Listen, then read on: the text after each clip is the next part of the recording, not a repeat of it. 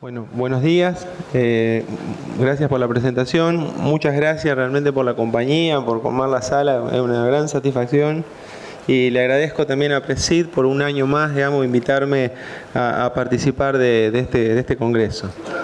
Bueno, durante la presentación entonces vamos a repasar distintos factores que tienen que ver con la nutrición de cultivo y su interacción permanente con diferentes prácticas de manejo. A ver acá, ahí está. Y vamos creemos que la pregunta, digamos, ¿no es cierto?, que un poco va a guiar el hilo del taller es cómo podemos hacer para lograr una nutrición virtuosa con alta eficiencia en el uso de los nutrientes. Y eso no implica solamente manejar fertilizantes o tener conceptos de análisis de suelo, sino toda una serie de pasos que van a empezar desde preparar el sistema, digamos, ajustar las variables claves, tratar de lograr interacciones positivas entre distintos nutrientes, pero también con factores de manejo, y después tener una aplicación eficiente de los nutrientes, de modo que todo lo que llevamos al campo termine en la planta y en el grano, ¿no es cierto?, que es lo que queremos lograr. Entonces, para empezar con esta secuencia de pasos, digamos, que un poquito vamos a repasar, es que en primer lugar, para preparar el sistema, me parece muy relevante analizar y cuantificar cuáles son las brechas de rendimiento que tenemos y cuáles son las limitantes que estamos encontrando, digamos, ¿no es cierto?, para optimizar los rendimientos de nuestro sistema de producción y tratar de identificar cuáles son los factores claves, ¿no es cierto?, de esas brechas de rendimiento. Entonces, con ese objetivo, ¿no es cierto?, desde hace 4 campañas venimos haciendo una serie de experimentos con este cuadro de tratamiento, donde, digamos, partimos de un manejo muy simple en densidad y fertilización y le vamos agregando factores de producción, y también hacemos el esquema inverso, donde hacemos un tratamiento completo y se lo vamos sacando. Esto nos permite, ¿no es cierto?, para las distintas áreas geográficas que nosotros tenemos, de suelos arenosos, francos y franco-arcillosos más hacia la ruta 9, y en los 3 sistemas principales de maíz, que son el temprano, digamos, el tardío de diciembre y el de segunda sobre una gramínea, cuantificar el aporte de diferentes factores de producción a esas brechas de rendimiento y también, por supuesto, la brecha total. Entonces, como promedio, ¿no es cierto?, de esas 4 campañas y de las distintas regiones, pues vemos que claramente, si nosotros miramos los distintos sistemas, el maíz de siembra temprana es el que tiene mayores brechas de rendimiento comparado, ¿no es cierto?, con el de siembra tardía, dentro de sistemas de primera. Pero cuando vamos a un maíz de segunda, claramente los factores nutricionales, el suelo queda, digamos, expoliado de nutrientes, producto del consumo del cultivo de invierno, y esa brecha todavía se hace más grande. Y si nosotros miramos, digamos, cuánto es el aporte a incrementar los rendimientos o a esa brecha total de los distintos factores de producción, vemos que en casi todas las variables el ajuste es más importante en las siembras tempranas. O sea, las siembras tempranas siguen siendo, digamos, la más clásica y la primera opción, pero hay una penalidad más grande si yo no ajusto bien los distintos factores de manejo. Salvo el manejo de la sanidad, un poco por el efecto de tizón, digamos, que es mayor en las siembras tardías, y en las siembras de segunda vemos que sí, los factores nutricionales son realmente muy relevantes. La refertilización, o sea, agregar 60 unidades más de nitrógeno sobre las 60 a la siembra, impactan como promedio un 22% de aumento en los rendimientos. Y eso tiene que ver con que los suelos evidentemente queda muy empobrecido después de un cultivo de trigo o de un cultivo de cebada. Entonces, esto nos permite ver que, digamos, el rendimiento, digamos, ustedes miran los factores individuales, fíjense que pocos de ellos tienen un aporte de más del 10%. O sea, yo el verdadero salto de productividad lo tengo cuando optimizo el sistema. Hago variar los distintos parámetros en conjunto. Estos son los datos del último año del experimento de Pergamino. Y tengo acá en amarillo, digamos, las siembras tempranas, y en verde, digamos, las siembras tardías, para distintos cultivares. Muestro el último año porque fue un año donde se expresaron mucho las variables. Fíjense que, por ejemplo, el cambio de tecnología, digamos, del mínimo al máximo en baja densidad estuvo en el alrededor de los 1000 kilos. El cambio de densidad de 60 a 80 mil plantas alrededor de 800 a 900 kilos. Y fue parejo para la siembra temprana y tardía, pero cuando empiezo a mirar factores relacionados con la nutrición, fíjense, refertilizar con nitrógeno 3.300 kilos en la siembra temprana, agregar zinc 1.500 kilos y aumentar la dosis de fósforo estuvo en el orden de los 2.800 kilos. Y en la siembra tardía bastante menos, es decir, En la nutrición, verdaderamente, las siembras tempranas tienen una mayor exigencia y son una limitante más fuerte. Y en alta densidad, fíjense que cuando optimizo las variables, tengo un salto mayor que en baja densidad. Es decir, el sistema se mueve todo de manera conjunta y eso tenemos que tenerlo en cuenta a la hora de empezar a decidir la nutrición. Otro factor totalmente clave, digamos, antes de manejar la nutrición es elegir adecuadamente la fecha de siembra. Y nosotros venimos recopilando una gran cantidad de datos. Estos son más de 750 parcelas apareadas donde tenemos el mismo híbrido, la misma fertilización, solo cambia la fecha de siembra.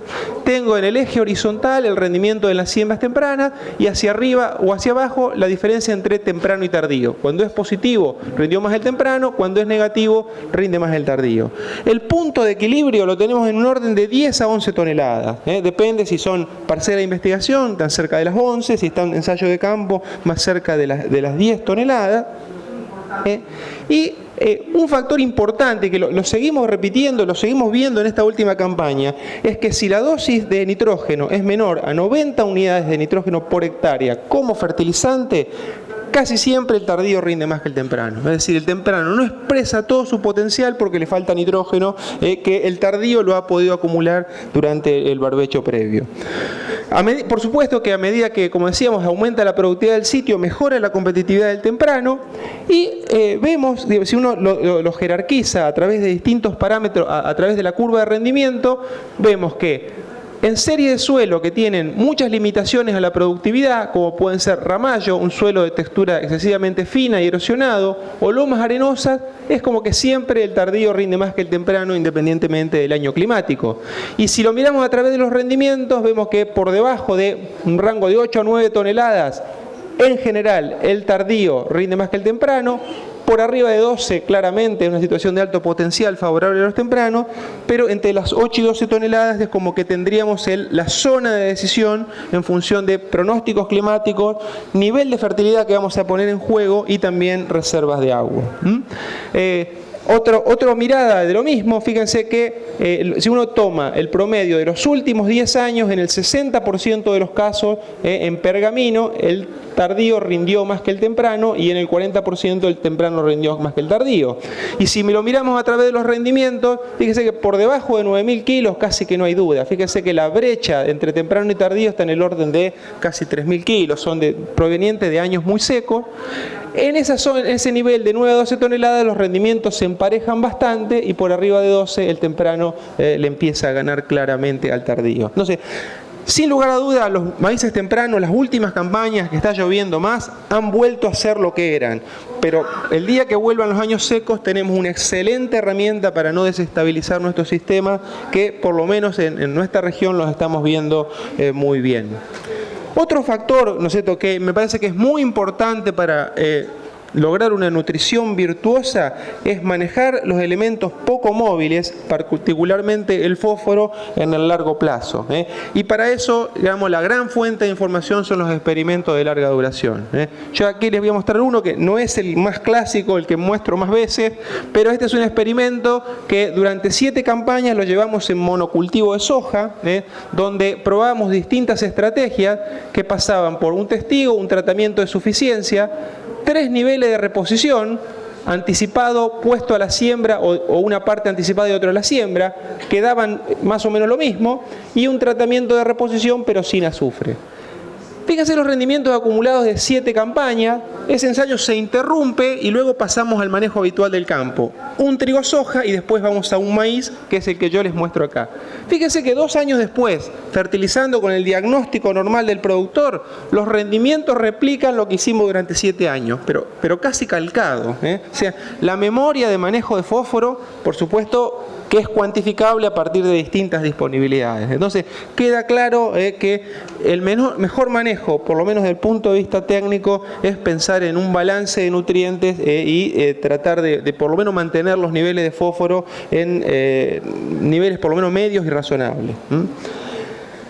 Yendo al otro punto de ajustar variables claves, creo que, digamos, en nuestros sistemas y particularmente los de siembra temprana, es clave hacer un correcto diagnóstico de nitrógeno, inicial y luego continuar monitoreándolo, ¿no es cierto?, durante el ciclo. Con esta curva no descubro nada nuevo, ¿no es cierto?, en distintas regiones del país se han ajustado los rendimientos o la respuesta a la fertilización en función de la disponibilidad de nitrógeno, suelo más fertilizante, y claramente se llega a niveles muy parecidos a los que se ven acá, y también con la clara tendencia de que, digamos, el umbral ese de disponibilidad suelo más fertilizante depende mucho del rendimiento, o sea, tiene una relación lineal con el rendimiento. Más rendimiento tengo como objetivo, más nitrógeno voy a precisar. Y puede ir de 150 a algo más de 200 en función de un rendimiento de 10 a 14 toneladas. Lo que me puede permitir cierto ahorro de fertilizante es que yo encontrara valores o expectativas de mineralización razonablemente altas, y eso, digamos, el mejor indicador para interpretarlas y para diagnosticarlas es la del nitrógeno anaeróbico, que es una incubación corta de suelos que predice la mineralización que va a ocurrir durante el ciclo. Si los valores son menores a 50, en general vemos que eso no nos mueve demasiado, ¿no es cierto?, los umbrales, y es lo que pasa, por lo menos en Pergamino y sus alrededores, en más del 80% de los lotes.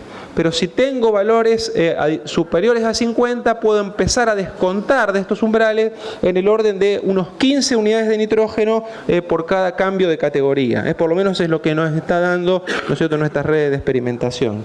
Y luego, durante el ciclo, creo que tenemos una herramienta sustancial, más allá de determinados sensores manuales de nitrógeno que podamos usar, que son las imágenes, ¿no?, que nos permiten hacer un seguimiento acotado, más allá de que después tengamos o no limitaciones tecnológicas para entrar a fertilizar el lote, de lo que va pasando, ¿no es cierto?, prácticamente en tiempo real. Este es uno de los tantos visores o programas que podemos tener, y este es un lote del partido de Colón, la campaña pasada, donde, digamos, una mirada de un índice de clorofila nos va diciendo, ¿no es cierto?, cómo va evolucionando el cultivo. Y fíjense, acá yo he puesto las lluvias dentro de cada periodo. Entonces, por ejemplo, podemos ver que entre el 18 de octubre y el 2 de noviembre llueven 80 milímetros. Ya en la otra imagen empieza a haber una determinada diferenciación en el lote. El lote es un lote plano, que no tiene bajos, ¿no es cierto?, no tiene desperdicios, pero tiene zonas más tendidas, ¿no es cierto?, y con eventualmente la napa, ¿no es cierto?, un poco más cerca. Fíjense qué pasa entre el 17 y 27 de noviembre, con esta lluvia de 160 milímetros, empiezan a aparecer acá zonas que se ven que son más cloróticas, evidentemente, ¿no es cierto?, está empezando a faltar nitrógeno. Esto se acentúa, digamos, hacia el 7 de diciembre, cuando ya el cultivo va entrando en el periodo crítico. Durante, digamos, el periodo reproductivo, fíjense que ya tengo dos zonas bastante marcadas, y esto evidentemente estaría pidiendo un poco más de nitrógeno para estar optimizando su rendimiento. Sigue la evolución, ¿no es cierto?, hasta que el cultivo entra en la senescencia, pero fundamentalmente lo que yo le quería mostrar es que la situación que puedo tener en B4, B6, cuando hago el diagnóstico final de nitrógeno y evalúo si puedo aplicar algo más, puede ser diferente de la que encuentro después en el periodo crítico. Entonces, tener una herramienta de monitoreo y eventual intervención puede ser muy relevante, ¿no es cierto?, para un adecuado manejo, ¿no es cierto?, de este elemento. Hoy tenemos un montón de aplicaciones y herramientas para hacer estos diagnósticos con facilidad. Dentro de los índices que podemos calcular a partir de una imagen, una fotografía aérea, ¿no es cierto?, un dron, digamos, una herramienta que pueda ser un poco más precisa, encontramos que índices como el OSABI, por ejemplo, relevan bien la biomasa y nos permiten predecir en alguna medida la acumulación de materia seca, eventualmente el rendimiento. Y aquellos índices que están relacionados con el borde rojo, vemos que incluso a nivel de definición de las parcelas de ensayo ya nos están detectando cuál tiene mayor dosis, cuál tiene menor dosis. Con lo cual, para un manejo más fino, también, digamos, nosotros son una herramienta excelente, y que incluso para otros cultivos donde la intervención es más fácil, como por ejemplo corregir la proteína en un trigo, son herramientas realmente muy importantes. Otro aspecto que me parece que es que realmente, dentro de los que enumeramos al principio, es muy importante para manejar la fertilización, es comprender las interacciones que tiene ese nitrógeno, con factores como el manejo, el clima, los tipos de suelo. Y esto acá les muestro un experimento de la campaña pasada, donde un experimento de desarrollo, ¿no es cierto?, donde medíamos eficiencia de uso de nitrógeno en diferentes cultivares comerciales y precomerciales, haciendo estas curvas, ¿no es cierto?, de diferente densidad cada una de las curvas representa una distinta densidad y dosis de nitrógeno. Son dosis de nitrógeno puesta como fertilizante. A esto hay que agregarle unos 50 kilos de nitrógeno que había en el suelo. Y lo que yo quiero mostrar es la interacción y también los diferentes comportamientos según los genotipos. Fíjense que si tengo muy bajas plantas, casi que aumentar el nitrógeno no pasa nada, ¿no es cierto? No tengo respuesta a nitrógeno porque es como que me están faltando soldados que puedan usufructuar la producción. Tengo cultivares que responden a lo que llamaría la interacción densidad por nitrógeno, es decir, son muy dependientes de una alta densidad para tener una buena respuesta a nitrógeno, como estoy viendo en estos tres, que tiene alta interacción. Otros responden a la densidad y al nitrógeno casi como que de manera aditiva, es decir, tienen respuesta a nitrógeno en densidades altas y bajas.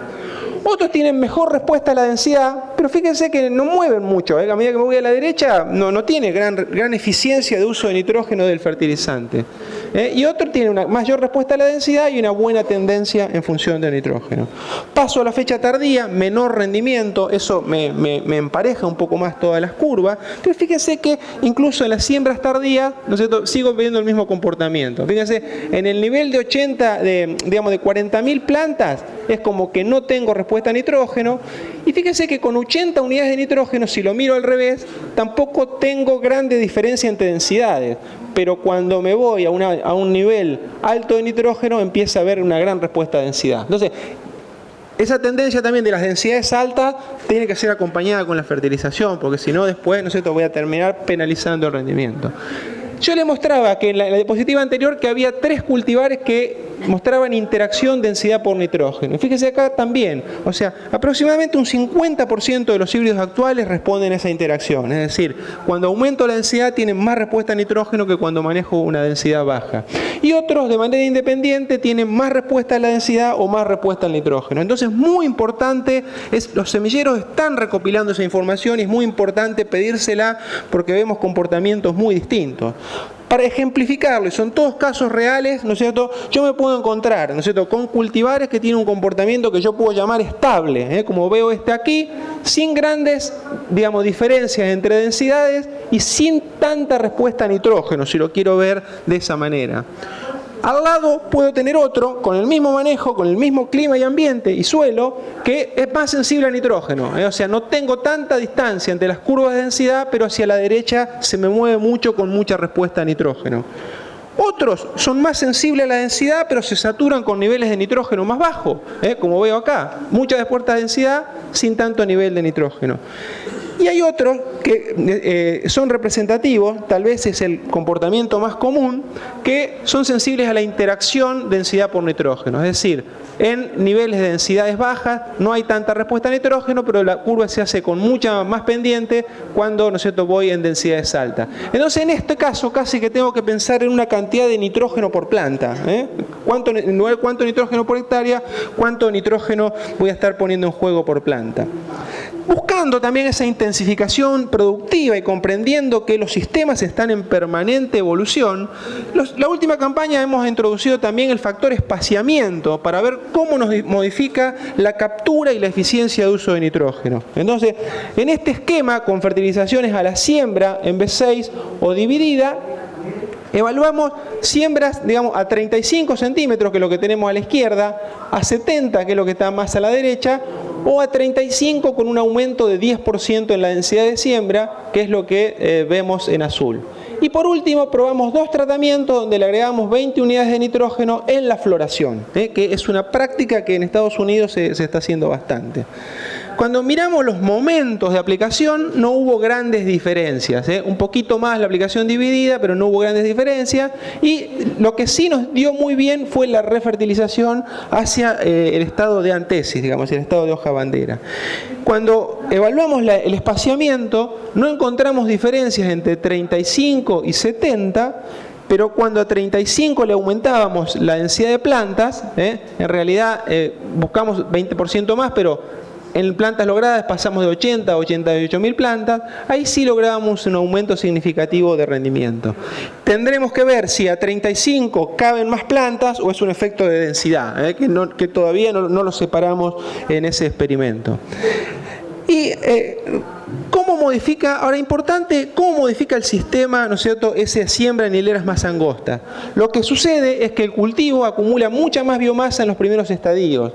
O sea, llega esa biomasa, ese aumento en biomasa llega a ser casi un 70% superior. Entonces, el agotamiento que producen los niveles de nitrógeno y la absorción temprana de nitrógeno es mucho mayor. Entonces, posiblemente tengamos limitantes tecnológicas para refertilizarlo en B6, sembrado 35, pero estamos logrando adelantar la captura de nitrógeno. Si uno ve, por ejemplo, el nitrógeno en el perfil, en una dosis muy baja, había un agotamiento y había un 76% más de nitrógeno en biomasa, ¿no es cierto? Y con dosis más altas había un agotamiento que en términos relativos era menor, pero también un 68% más de nitrógeno en biomasa hacia B6.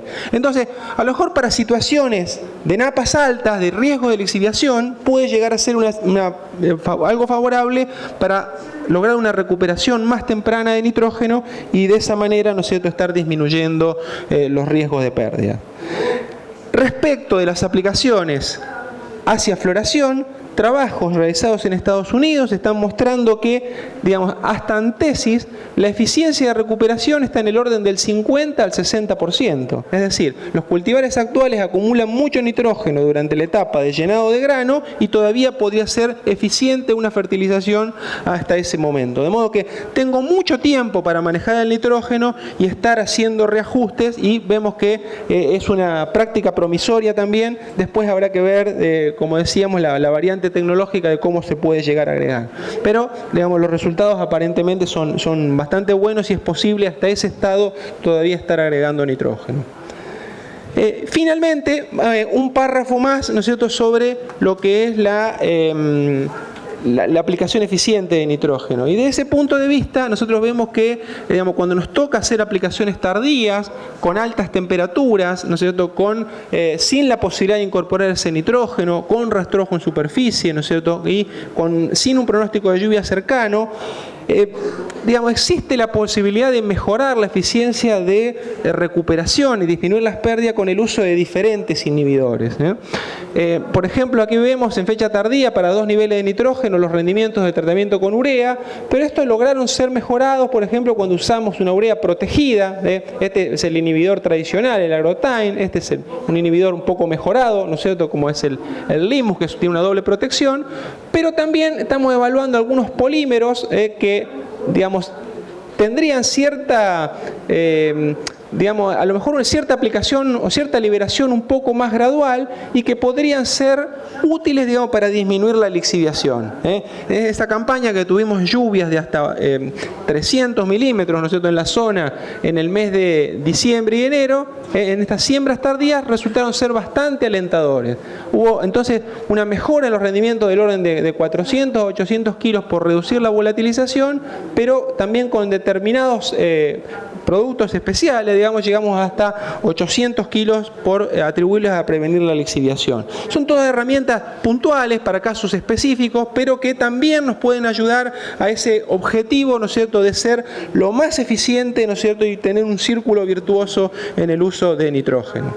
Entonces, para finalizar, digamos, ¿no es cierto?, y pasar un poco a la ronda de intercambio, podemos decir de que nosotros vemos que la nutrición del cultivo es algo totalmente integrado al sistema de producción. Y las decisiones de manejo que nosotros tomamos modifican sustancialmente, ¿no es cierto?, la eficiencia de uso de nitrógeno. Entonces, yo, para hacer una planificación de la siembra de maíz en zona núcleo, digamos, y alrededores, toda la zona húmeda, pensaría y empezaría por calificar el ambiente a partir de sus pronósticos climáticos, tratando de estimar cómo va a ser el comportamiento hídrico del sistema. Queda claro, ¿no es cierto?, que en nuestra región, cuando tenemos escasa recarga y vamos a un año que directamente es niña, las siembras tardías han sido una herramienta muy valiosa, digamos, para escapar a esa situación desfavorable. Cuando tenemos un clima más benévolo, ¿no es cierto?, un pronóstico más benévolo y buenas recargas, empezamos a mirar el rendimiento. Rendimientos por arriba de 10 toneladas creo que no hacen dudar al productor, digamos, al asesor, y va directo a una siembra temprana. Pero cuando tenemos ambientes de menor potencial, las siembras tardías, por lo menos, digamos, nuestra evidencia experimental han tendido, digamos, a superarlo.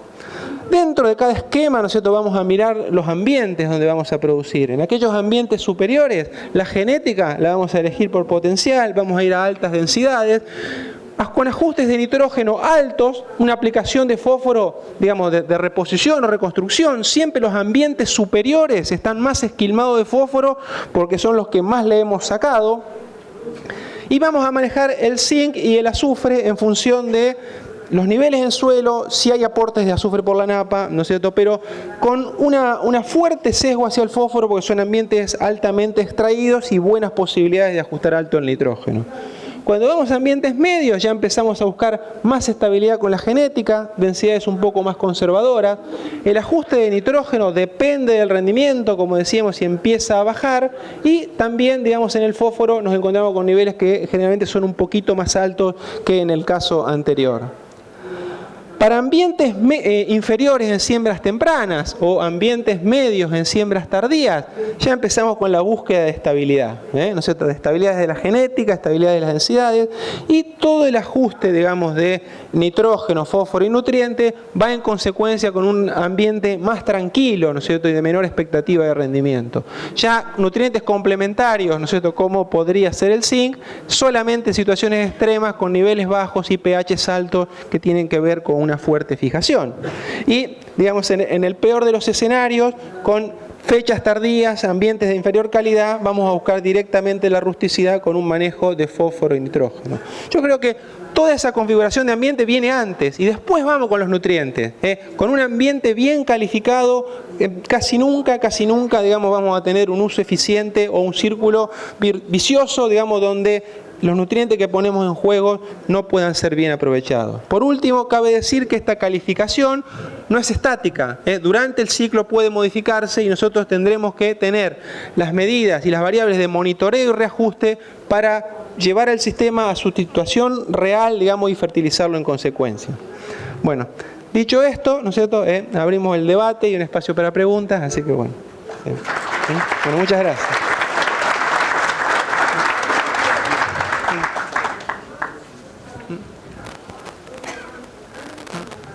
Buen día, ¿qué tal? Yo tengo dos consultas para hacerte.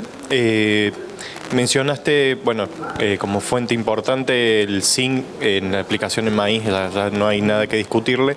Quería consultarte si tenés probado, porque hoy hay una batalla, digamos, entre diferentes empresas ofreciéndotelo desde cura semillas hasta aplicaciones foliares y en fertilización en suelo también. Quería consultarte si tenías pruebas al respecto y qué nos podías decir. Y otra consulta, mencionaste que, bueno, estabas empezando a probar la fertilización nitrogenada en el momento de floración y si tenías pruebas de foliares o cómo lo estabas aplicando.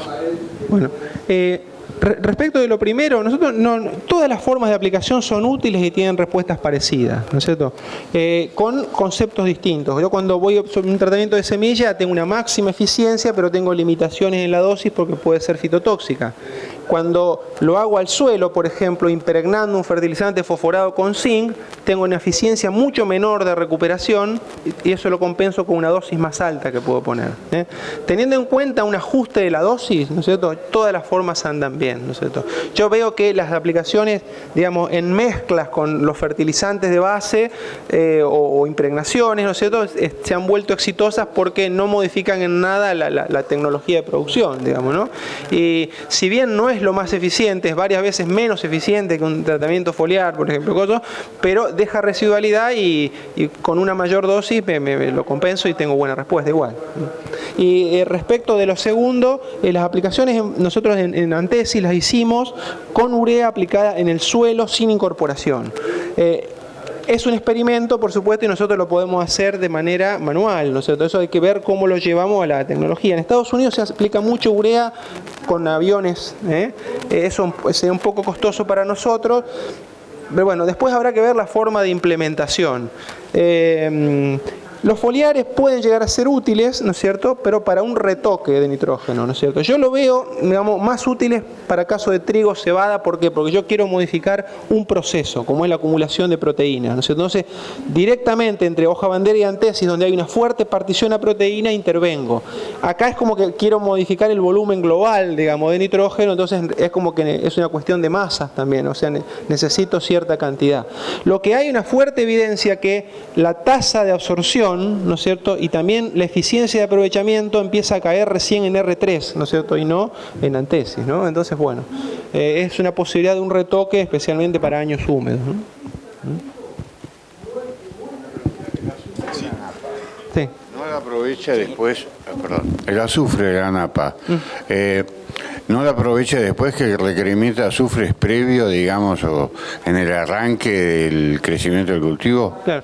Depende mucho del tipo de suelo, ¿no? Nosotros vemos que muchos ambientes, digamos, de lo que es al sur de la Ruta 8, hemos tenido la napa a 1 metro desde hace prácticamente 10 años, ¿no? Y son suelos bien estructurados, se llega relativamente rápido. A lo mejor no digo para compensar todo ese azufre, ¿no es cierto? Pero no voy a necesitar agregar 20 kilos. A lo mejor con 4 o 5 kilos que tiene un arrancador, una mezcla 740, ese tipo de arrancadores, es suficiente hasta que llega el gran abastecimiento, ¿no? Tengo una consulta por acá. Sí. ¿En qué confían más? ¿En nitrógeno anaeróbico previo a la siembra o de tomar muestras en B6, B7 para saber en qué estado estás de nitrógeno y para ajustar? El nitrógeno anaeróbico es una variable muy sensible. El problema que tenemos en nuestra región es que todos los lotes tienen 80 a 100 años de agricultura y están todos iguales. Y vemos que no, salvo que uno conozca un manejo diferente, es como que no hay grandes capacidades de mineralización en ninguno. O, bueno, puedo llegar, ahora con los cultivos de cobertura, una vicia, un cultivo de cobertura que tenga nitrógeno, vemos que sí empieza a aumentar un poco el nitrógeno anaeróbico. No es un problema de la sensibilidad de la variable, sino que no tenemos rango en eso, digamos, son todos iguales. La medición de nitratos en B6 es un parámetro útil, digamos, pero yo creo que está quedando relegado frente a sensores de nitrógeno o frente a las imágenes, ¿no es cierto? Si lo podés mirar a través del cultivo, ¿para qué vas a estar mirando el suelo? Me parece más práctico y más en tiempo real.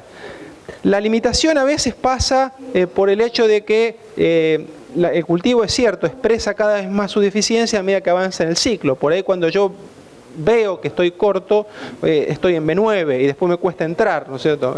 Pero yo creo que manejándolo con una franja de referencia, una franja que esté con una dosis bien alta de nitrógeno y mirando los contrastes, lo puedo ir manejando de esa manera. El análisis de nitratos en B6 sigue siendo un parámetro útil porque, digamos, lo que tiene de bueno es que no solamente me refleja la fertilización inicial, sino también el clima, ¿no? O sea, por ejemplo, años excesivamente fríos están más bajos, si hay lluvias importantes se diluye, entonces sigue siendo una herramienta útil. Gustavo, buen día. En el ejemplo que vimos del lote de Colón, Sí. ¿ustedes la fertilización la hicieron en forma homogénea en todo el lote o conociendo que había dos ambientes hicieron una fertilización diferencial, digamos? Sí. ¿Por qué va la pregunta? Porque si vos conocés que están los dos ambientes y para no llegar a llenado con una deficiencia en un sector, Claro. Conociendo que tenés un potencial distinto, hacer una muestra de suelo y hacer una fertilización diferencial, Claro. para evitar eso. Sí, sí. Lo que pasa que, o sea, de suelo es un mismo ambiente. De suelo es un mismo ambiente. Por ahí tiene una pequeña diferencia de relieve. Pero si no tenés la certidumbre, esa diferenciación de ambiente te lo ocasionó la lluvia. Entonces, es como que es difícil, digamos, y aparte, o sea, es poco eficiente a lo mejor corregir cuando tengo lixiviación previo a ella, porque por ahí se me lava también ese nitrógeno, ¿no es cierto? Yo tengo que ir después de una lluvia copiosa, digamos, ¿no?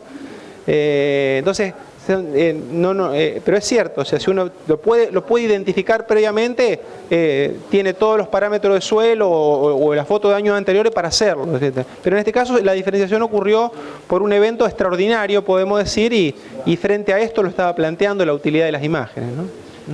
Gustavo, una consulta. Respecto a los subilizadores de fósforo, porque por ahí vemos que tenemos, no sé, lote con 7 partes y otro con 18 y tienen la misma respuesta, fertilización. ¿Puede ayudar algo? Es como que está el fósforo, pero por ahí no lo tenés disponible. Sí. El fósforo, por eso nosotros insistimos tanto o lo planteamos a través de los ensayos de larga duración, ¿no es cierto? La mirada sobre el fósforo. Yo creo que el balance de fósforo en el largo, o la disponibilidad de fósforo en el largo plazo es lo que te termina marcando los rendimientos en una serie de cultivos. Pero, digamos, del fertilizante que nosotros aplicamos en un primer año, la eficiencia de recuperación es baja, ¿no es cierto? Está en el orden de no más del 30%, ¿no? Entonces, es como que yo tengo una limitada capacidad para corregir de un solo saque un suelo muy empobrecido, ¿no? Tendré que trabajar en 2 o 3 años seguidos y ahí sí, ¿no es cierto?, va a expresar una mejora y tener una mayor respuesta respecto del lote que estaba bien. Yo lo veo más desde ese punto de vista, ¿no es cierto?, de que hay una limitada capacidad, o sea, un suelo que esté muy pero muy bajo de fósforo es probable que pierda rendimiento aun cuando lo fertilice. Gustavo, una consulta acá, Martín. Respecto de las aplicaciones tardías de nitrógeno, sí, me llamó la atención cómo mejoraste la performance del maíz a mayor distancia con la aplicación tardía, y también atando esta pregunta que te hicieron recién del diagnóstico. La pregunta tiene que ver con cómo definimos cantidades de nitrógeno a aplicar ahí. ¿Cuánto es lo que nos está faltando? Sí. Bueno, vamos, acá está. Bueno, sí, yo creo que por eso... digamos, la calibración que tienen todas las herramientas de medición, ¿no es cierto?, ya sean imágenes, sensores, con relación a esa curva inicial suelo más fertilizante es menor. O sea, esa es una curva muy consolidada porque la hemos probado en todos lados, ¿no? Entonces, mi sugerencia, digamos, porque todas las metodologías son bastante útiles para ver si me está faltando nitrógeno, pero no son tan útiles, ¿no es cierto?, para corregirla, o no tienen la adecuada calibración para ver cuánto más nitrógeno tengo que agregar. Entonces, yo lo que creo que es razonable es tener la curva de nitrógeno inicial, que esa me da, digamos, me dice dónde voy a estar parado. Y yo después, con las herramientas, trato de identificar una eventual deficiencia. Entonces yo me voy a mover dentro de valores lógicos de esa curva inicial. Es decir, si yo realicé un ajuste, digamos, de inicial a 160, bueno, detecto una falta de nitrógeno, me moveré en esa curva inicial a 180, ¿no es cierto?, o a 190, pero no me voy a ir a 250, porque sabemos que la eficiencia agronómica de uso de nitrógeno cae muchísimo en niveles tan altos, ¿no? Entonces yo considero que debemos movernos en rango de esa curva inicial y estar atentos, ¿no es cierto?, a una eventual aparición de una deficiencia. Si realmente ocurre, me muevo un poquito más en esa curva inicial, que yo sé que para mi zona, ¿dónde va a tener el techo de rendimiento?, ¿no es cierto? Gustavo, acá voy. Te hago una consulta con respecto al azufre. ¿Tienen algún ensayo o han probado algo, la diferencia, por ejemplo, en incorporarlo con una mezcla 740 o hacerlo con una urea azufrada para el caso puntual de ese nutriente? Claro, en ese caso estaríamos hablando de diferencias en la fuente, ¿no es cierto? O sea, en el caso primero es sulfato de calcio sería, ¿no?, que aunque esté bajo la forma de superfosfato simple es como un sulfato, y digamos en el caso de una urea recubierta es azufre elemental.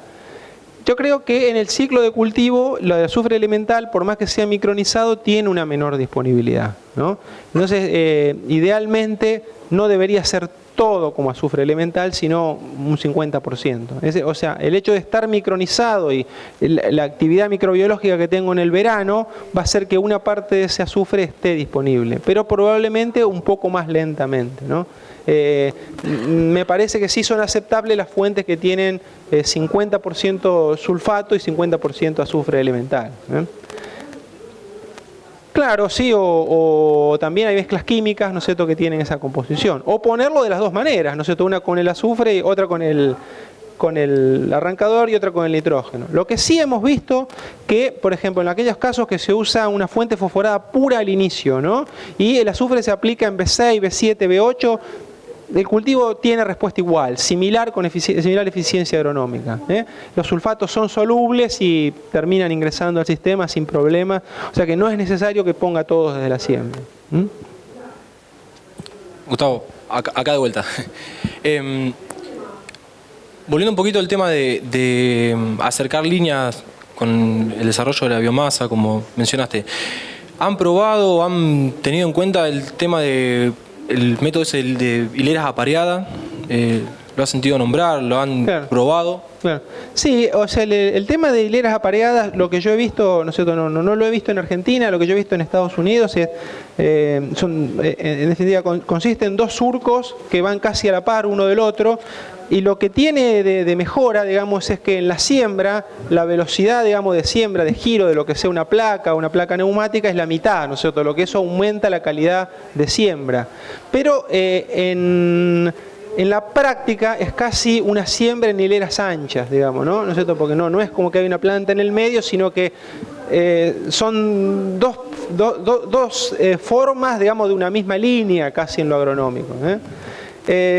Digamos, esto un poco, la idea de probar hileras más angostas no tiene la búsqueda de mejorar los rendimientos, sino que un poco surge a partir de un cambio tecnológico, sobre todo en la posibilidad de cosechar maíz a cualquier distancia, ¿no es cierto?, con cabezales que están adaptados para ello, y la inquietud de productores y contratistas que nos hacen llegar de usar la misma siembra para soja y para maíz, es decir, pasar el maíz a 42 para usar la misma máquina, ¿no es cierto?, o no cambiar los distanciamientos. Entonces, hay un montón de consideraciones respecto de la cobertura temprana, el temprano agotamiento del agua, para qué región es, para qué región no es, en la cual yo no me pienso meter, digamos, ¿no es cierto? Sí, un poco me gusta mirar cómo es la recuperación de nitrógeno y la dinámica del mismo, ¿no es cierto?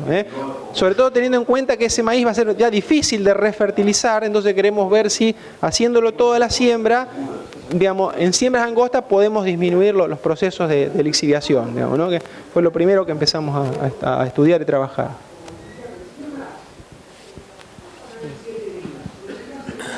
Gustavo, ya que hablamos de fertilización y achicamiento en trileras, no sé si probaste este nuevo producto que salió de los MIST, que salieron los yesos líquidos y ahora sale la urea líquida, que según las recomendaciones que dan, con en teoría 3 litros por hectárea del MIS, estarían, todo nanotecnología, estarían llegando a suplir los 100 kilos de urea. ¿Hicieron algo de eso? Yo no lo he leído, digamos, todavía no lo he evaluado. Digamos, para fósforo, nitrógeno y azufre, y eventualmente potasio el día de mañana, yo digo, el balance de masas es la prioridad. O sea, yo necesito, digamos, para que la planta pueda realizar su fotosíntesis adecuadamente, necesita una determinada cantidad de kilos de nitrógeno en la biomasa. No veo forma de modificar eso. Sí es cierto que particularmente en el uso de micronutrientes y de cationes, la nanotecnología permite, o sea, es una molécula extremadamente pequeña que, digamos, no tiene todas las ineficiencias intermedias en su absorción y transporte. Entonces, con a lo mejor no gramos, sino miligramos de por ejemplo, un zinc, puedo llegar al órgano destino. Eso es cierto, la bibliografía científica lo dice, ¿no es cierto? Y es probable que tengamos muchas mejoras, ¿no? Y a lo mejor con los nutrientes principales también, o sea, en lugar de tener 60% de eficiencia de transformación en el nitrógeno, lleguemos a un 90%, ¿no es cierto? Pero siempre vamos a tener una cantidad que vamos a tener que respetar, ¿no es cierto? Bueno, hacemos la última pregunta. Gustavo, 2 consultas nada más. ¿Vos creés que si el día de mañana se adapta una manera de fertilizar con altas poblaciones en el high population, como contaba el compañero allá, ahí sí se podría pegar un salto en el rendimiento, como estás viendo en Estados Unidos? Y la segunda es, ¿qué comentario te merece el que está creciendo la posibilidad de hacer maíz sobre maíz, que en tu esquema de producción de primera me imagino que estaba muy centrado, más vale siempre como antecesor soja, y si bien no es muy importante, se está analizando cada vez más maíz sobre maíz? Claro. Respecto de la primera pregunta, si con altas poblaciones vamos a aumentar la densidad, los rendimientos, yo creo que sí, digamos, ¿no es cierto? Es uno de los factores, una de las vías más rápidas, ¿no? Digamos, el arte de un cultivo es lograr una competencia perfecta entre las plantas.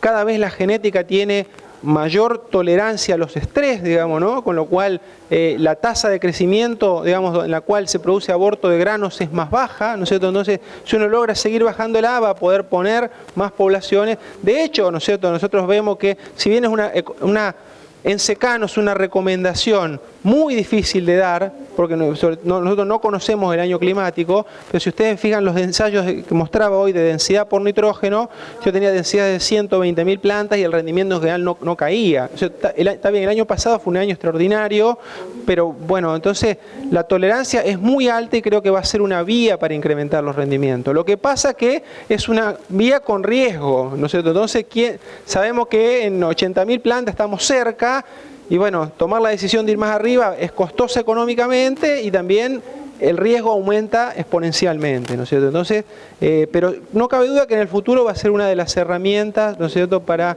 seguir aumentando la productividad. La segunda parte, ¿cuál? De analizar maíz sobre maíz. Sí, perfectamente. Bueno, digamos, yo creo que en siembra directa continua, ¿no es cierto?, que un poco es el paradigma del Congreso, ¿no es cierto?, no me parece lo mejor, Yo veo que, por ejemplo, hay determinados, no por un aspecto de fertilidad, porque uno mide, aplica lo que necesita y no va a estar por ahí el problema, claramente. Pero metiéndome en algo que no es lo mío, vemos ciertos patógenos como por ejemplo Fusarium, ¿no es cierto?, que está cada vez más presente en los cultivos y evidentemente en una secuencia de ese tipo lo vamos a multiplicar, ¿no es cierto?, con lo cual vamos a tener cada vez más enfermedades de tallo, ¿no es cierto?, y de raíz. Hacer se puede hacer, pero me parece que no va a ser lo ideal, digamos, ¿no? Y que, digamos, uno ve cómo funcionan los sistemas, ¿no es cierto? Y la secuencia de una gramínea y una leguminosa es la optimización del sistema, ¿no? Que cabe claro que cuando vamos, por ejemplo, a una doble gramínea continua, es algo que se puede hacer perfectamente, pero no tiene a lo mejor ese tema esa gran problemática como sería un maíz sobre maíz, de plagas y de patógenos, pero ya tenemos que empezar a manipular, digamos, un ingreso de energía externa, como por ejemplo un maíz de segunda sobre un trigo, altísimos niveles de nitrógeno. Podemos lograr, y es un sistema muy eficiente, ¿no es cierto?, pero con un alto costo de insumos, porque vamos a tener el nitrógeno muy bajo. Entonces, lo natural es una gramínea y una leguminosa, digamos, ¿no? Y toda variación de ese sistema va a implicar un alto costo en energía, ¿no? Bueno, damos por terminado el taller y le agradecemos a Gustavo. Bueno, muchas gracias a todos. Un fuerte aplauso.